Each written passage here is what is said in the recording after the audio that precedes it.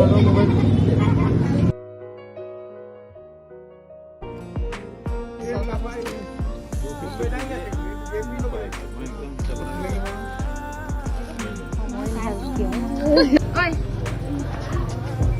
Dapat foto. Oh. Kenapa lagi? Mahal lagi deh.